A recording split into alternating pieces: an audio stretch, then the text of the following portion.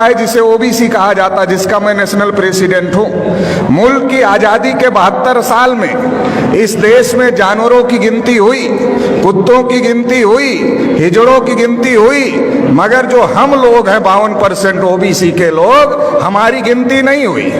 OBC के लोगों को ब्राह्मण हमेशा इस काम पे लगाता है कि इनको मुसलमानों से लड़ाई करने के काम पर लगाते रहो। जब ये मुसलमानों से लड़ाई करने के काम पर लगे रहेंगे तो ये अपने हक अधिकार की आवाज बुलंद नहीं करेंगे, और जब ये अपने हक अधिकार की आवाज बुलंद नहीं करेंगे तो इनके हक अधिकार पर ब्राह्मण कब्जा कर करके रखेगा। आजादी के 72 साल में हमारी गिनती हिंदू के नाम पर करते रहे और हमारे सारे हक अधिकार पर ब्राह्मणों ने कब्जा कर लिया। 1992 में जब मंडल कमीशन का मामला खड़ा हुआ था, ओबीसी के लोग अपने हक अधिकार की लड़ाई लड़ रहे थे, तो ब्राह्मणों ने बाबरी मस्जिद का मामला खड़ा कर दिया, राम जन्मभूमि का मामला खड़ा कर दिया, और ओबीसी के लोगों को बाबरी मस्जिद के मामले में आगे कर दिया, राम जन्मभूमि के मामले में आगे कर दिया। बाबरी मस्जिद गिरा दी गई। और जो ओबीसी की नौकरियां थी, जो 12 करोड़ नौकरियां ओबीसी को मिलने वाली थी, वो ओबीसी को नहीं मिली, उस पर ब्राह्मणों का आज भी कब्जा है। और मुसलमानों की मस्जिद चली गई, मतलब हमारी नौकरियां चली गई, आपकी मस्जिद चली गई, और रिजल्ट आया ब्राह्मणों के फेवर में, मंदिर बन गया। अभी मोदी जी अपने को ओबीसी कहते हैं, मगर उन्होंने ट्रस्ट घोषित किया, ट्रस्ट में एक भी ओबीसी के आदमी को मेंबर नहीं बनाए। जब मुसलमानों से लड़ना है तब हम हिंदू हैं, जब हम अपने हक अधिकार की बात करते हैं तब हम हिंदू नहीं हैं। मुसलमानों से लड़ाने के लिए हमको हिंदू बनाते हैं, और इस देश में हिंदू है कौन? ओबीसी के लोगों को ब्राह्मणों ने हजारों साल से शूद्र बनाकर रखा, पढ़ने लिखने के अधिकार से, धन संपत्ति रखने के अधिकार से, बोलने सुनने के अधिकार से, सभी अधिकार से वंचित करके रखा।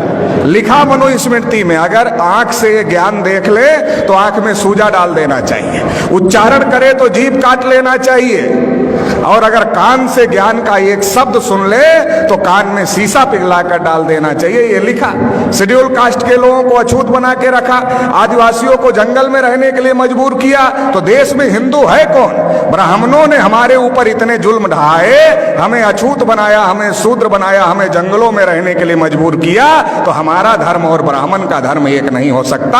हम हिंदू नहीं है। आप रामायण पढ़ लो, महाभारत पढ़ लो, गीता पढ़ लो, वेद पुराण पढ़ लो, श्रुति स्मृति पढ़ लो, कहीं पर भी हिंदू लिखा हुआ नहीं है, क्योंकि ये हिंदू हिंदी भाषा का शब्द नहीं है, ये हिंदू संस्कृत भाषा का भी शब्द नहीं है, ये पर्शियन भाषा का शब्द है, जिसका अर्थ होता है हारा हुआ, नीच, कायर, काला, चोर, गुलाम।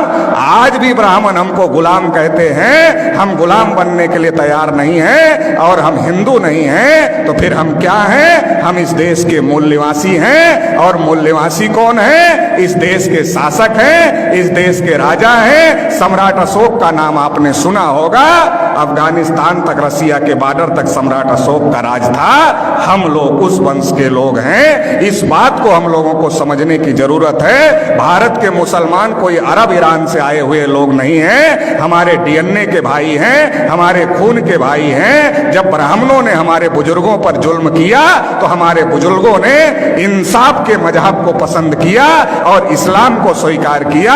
भारत में जो मुसलमान हैं हमारे डीएनए और खून के भाई हैं, इस बात को ब्राह्मण जानता है। इसलिए दंगे में हम मरे या दंगे में आप मरे, ब्राह्मण की सेहत पर कोई फर्क नहीं पड़ता है। हमारे और आपके बीच में ब्राह्मण आ गया है, उसको बीच से हटाना होगा, भाई को भाई से गले लगना होगा।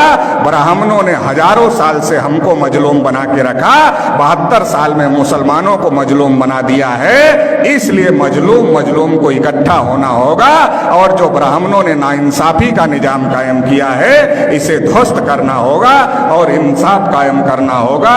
इंसाफ की इस लड़ाई में आप साथ देंगे, इतना ही कहते हुए आपने मुझे सुना, इसके लिए आभार, धन्यवाद। जय